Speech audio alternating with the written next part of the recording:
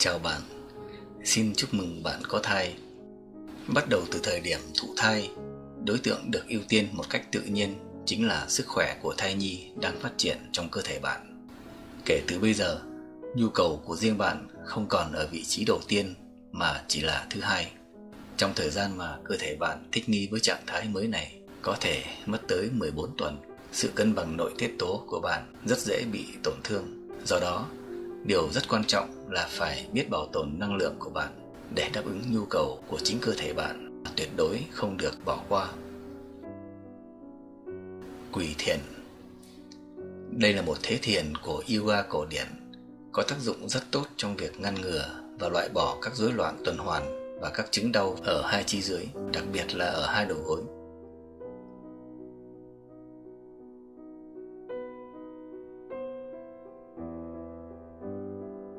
Bạn cũng có thể quỳ lên trên một chiếc đệm mỏng như thế này. Thở đều, nhiều chu kỳ thở, chậm, sâu bằng bụng dưới. Bạn có thể thực hành thế thiền này hầu như bất cứ lúc nào trong ngày, kể cả ngay sau bữa ăn, bởi nó cũng có tác dụng rất tốt kích thích tiêu hóa. Điều quan trọng đối với bạn là đây là một thế thiền đơn giản, dễ thực hành nhất mà có tác dụng hỗ trợ cho người mang thai. Hãy thực hành nó bất cứ khi nào có thể.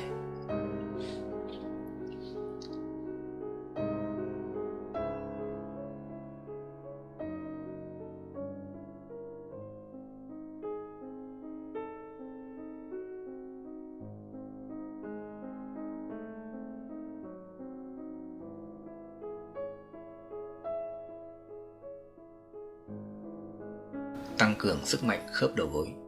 Ta mở rộng hai bàn chân ra ngoài hai bên hông và tiếp tục ngồi đặt mông lên sàn. Để giảm độ căng cơ và đau, bạn có thể tạm thời ngồi lên trên chiếc đệm như thế này trong thời gian đầu. Thậm chí, bạn còn có thể kê cao thêm bằng nhiều chiếc đệm nữa hoặc bằng viên gạch yoga như thế này. Thở đều, nhiều chu kỳ thở, chậm, sâu bằng bụng dưới.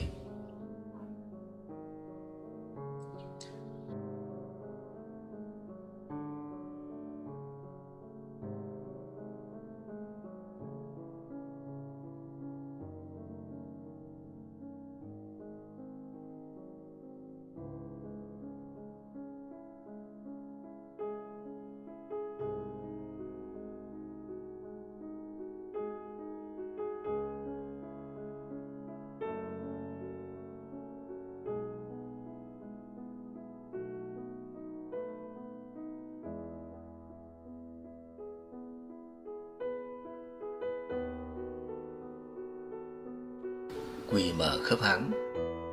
Hai tay đặt về phía trước, mở rộng hai đầu gối sang hai bên rộng nhất có thể. Từ từ hạ thấp phần hông xuống thấp nhất có thể. Nhớ là phải thật từ từ, không cần phải thúc ép.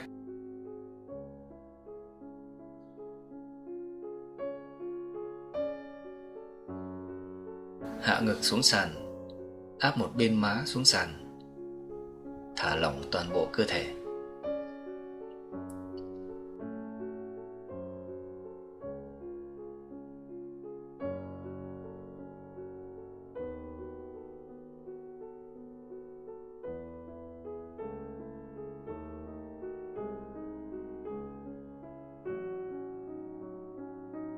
Bạn cũng có thể dùng tay tiếp tục mở rộng hai đầu gối thêm ra nữa.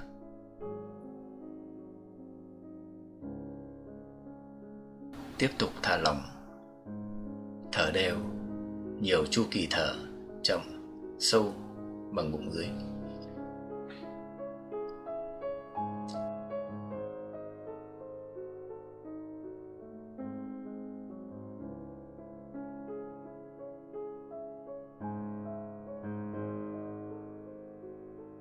Thả lỏng hai chân thẳng đứng. Ta chuyển sang nằm ngửa trên sàn như thế này. Dựng hai chân thẳng hướng lên trần nhà.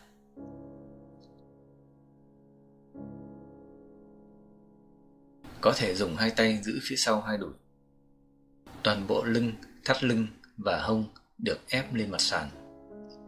Thở đều, nhiều chu kỳ thở, chậm, sâu bằng bụng dưới.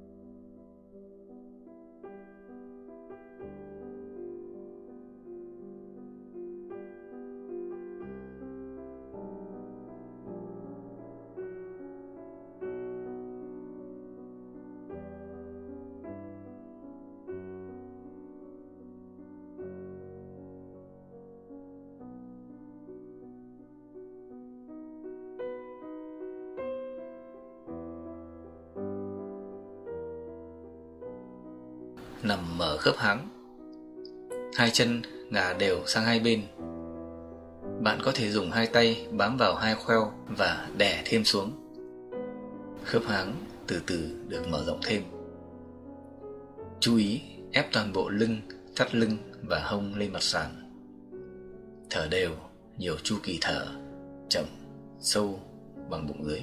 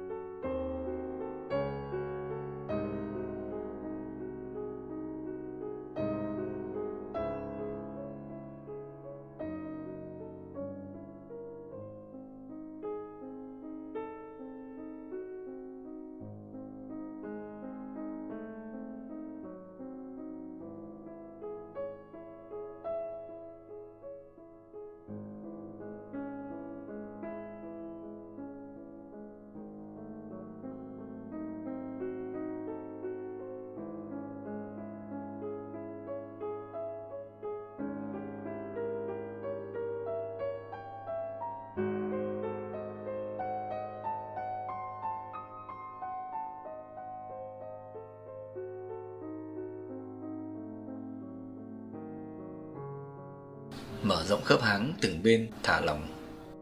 Với sự hỗ trợ của tay, hai chân lần lượt lật sang hai bên trong trạng thái thả lỏng. Cảm nhận sự giãn lỏng và mở rộng thêm của khớp háng trong quá trình chuyển động và va đập của từng chân lên mặt sàn. Thở đều, nhiều chu kỳ thở, chậm, sâu bằng bụng dưới.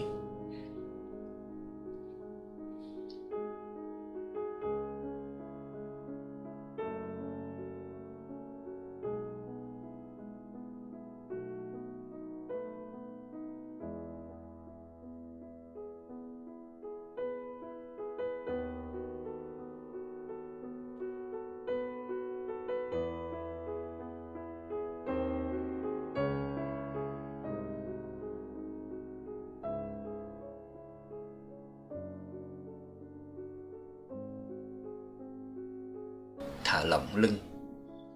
Hai chân co lại và bắt chéo vào nhau. Hai tay ôm quàng hai ống quyển. Thả lỏng toàn bộ cơ thể. Cảm nhận toàn bộ lưng thả lỏng trên mặt sàn. Thở đều, nhiều chu kỳ thở, chậm, sâu bằng bụng dưới.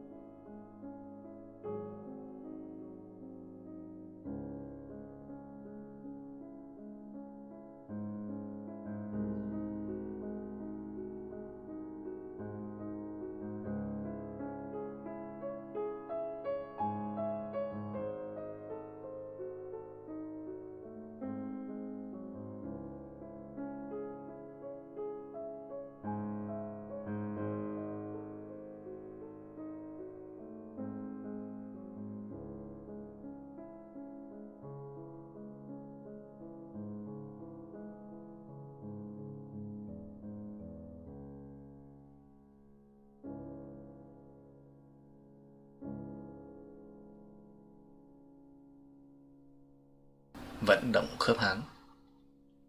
Hai tay bám hai đầu gối, xoay đầu gối theo chiều từ trong ra ngoài, nhìn từ trên xuống. Thả lỏng toàn bộ cơ thể, nhất là vùng hông và thắt lưng. Thở đều, nhiều chu kỳ thở, chậm, sâu bằng bụng dưới.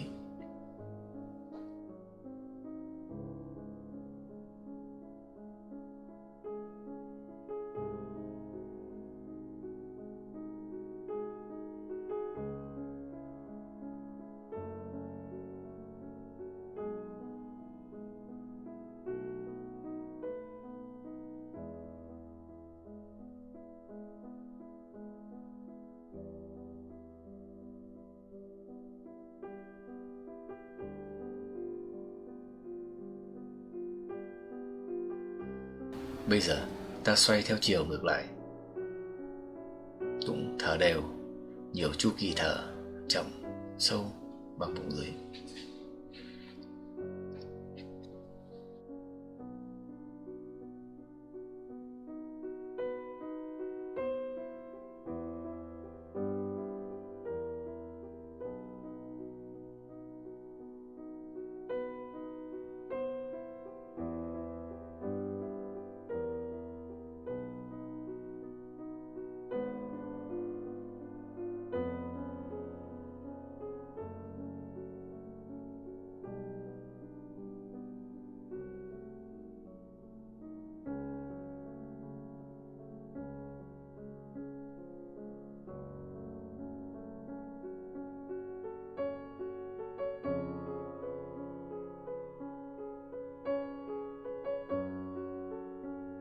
Giãn lỏng thắt lưng và từng bên khớp háng. Đầu và hai vai không di chuyển. Dùng cổ tay phải đè đầu gối phải xuống mặt sàn. Thả lỏng toàn bộ cơ thể. Thở đều vài chu kỳ thở, chậm, sâu bằng bụng dưới.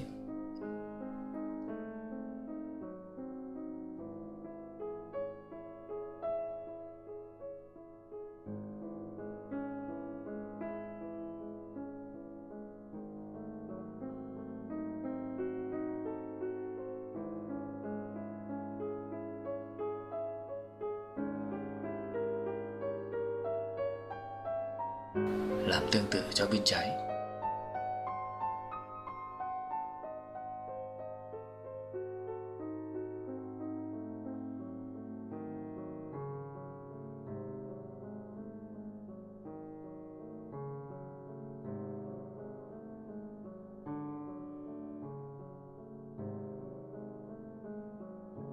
Rồi lặp lại cho bên phải và bên trái, mỗi bên vài lần mỗi buổi tập.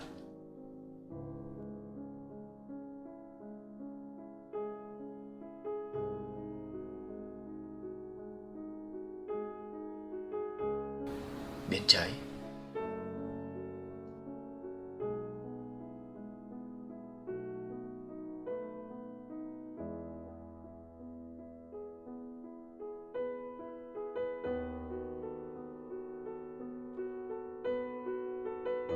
bên phải,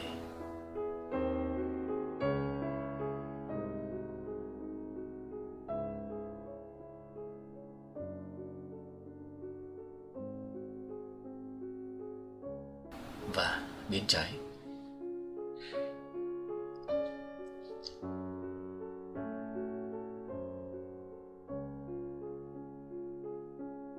Thả lỏng nghiêng người, hai tay ôm phía ngoài hai đầu gối, lật mình qua lại, sang phải, sang trái nhiều lần.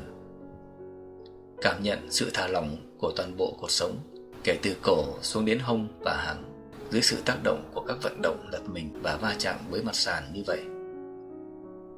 Thở đều, nhiều chu kỳ thở, chậm, sâu bằng bụng dưới.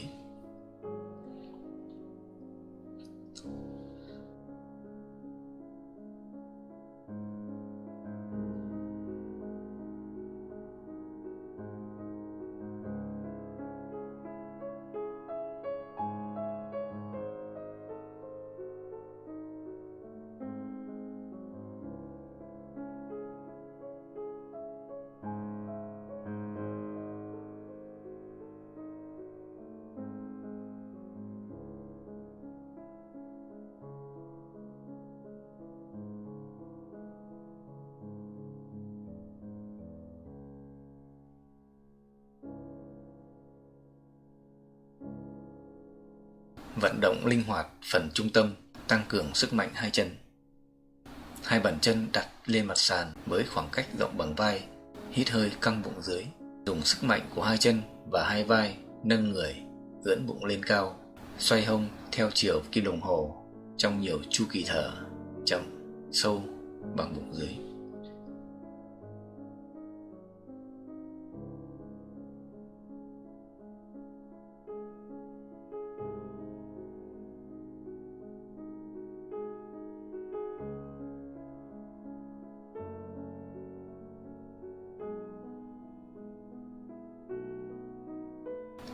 Bây giờ ta xoay ngược lại.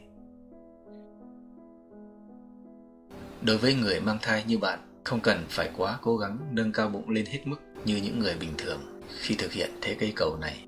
Điều bạn cần chính là sự thả lỏng và sự linh hoạt của vùng trung tâm, tạo điều kiện thuận lợi cho việc nuôi dưỡng bào thai. Đồng thời, từng bước tăng cường sức mạnh của đôi chân cũng như vùng thắt lưng và vùng hông của bạn. Đây là các cơ quan sẽ chịu đựng nhiều cực khổ nhất trong hành trình mang nặng đẻ đau của bạn. Nằm nghỉ, kết nối về vùng trung tâm. Áp hai lòng bàn chân vào nhau và đặt xuống sàn gần phía hai mông nhất có thể. Hai đầu gối thả rơi tự do hai bên. Hai tay bạn chắp vào nhau như thế này, rồi đặt lên vùng bụng dưới rốn. Tốt nhất là bạn nên đặt hai bàn tay tiếp xúc trực tiếp lên bề mặt da bụng. Cảm nhận một sự kết nối toàn bộ thể xác và tinh thần của bạn với bào thai. Bạn hãy nghỉ ngơi và có thể ngủ sâu bắt đầu từ trạng thái này, đem theo cả em bé vào trong giấc ngủ của mình. Chúc bạn nhanh chóng thích nghi cùng với sự phát triển tốt đẹp của thiên thần nhỏ. Chào bạn, hẹn gặp lại bạn. Xin bạn đừng quên chia sẻ và nhấn nút đăng ký kênh của chúng tôi. Cảm ơn bạn.